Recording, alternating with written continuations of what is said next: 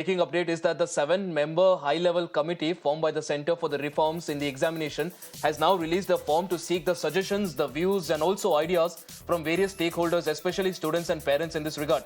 So Shivani, this is now the breaking update that we're getting. The high-level committee formed by the center has now sought suggestion from the students and the parents. Help us understand what exactly are the suggestions that they're looking at, because clearly earlier there was clear denial as far as the government is concerned about any misdoing, and now they are again on the back foot and are demanding suggestions from the students and the parents.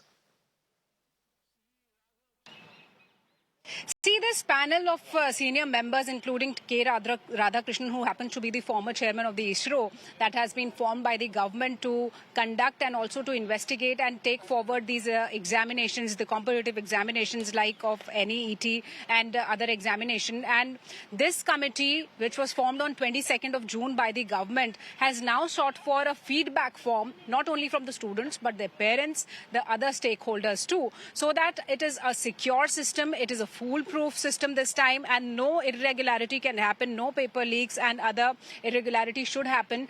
So the sanctity of these examinations must be maintained. That's the aim of this panel, and that's why for the first time this kind of a special feedback form has been sought for, and it is available on the website. It can be filled by the students, by the parents, asking for suggestions how to make these examinations pan-India more secure and more systematic. So this is the feedback form that has been asked by this particular panel, and this will be rolled out. It has already been rolled out, and students and other stakeholders can fill these feedback forms till 7th of July, after which a new system will be formed so that these examinations can be conducted with more sanctity and they can be foolproof.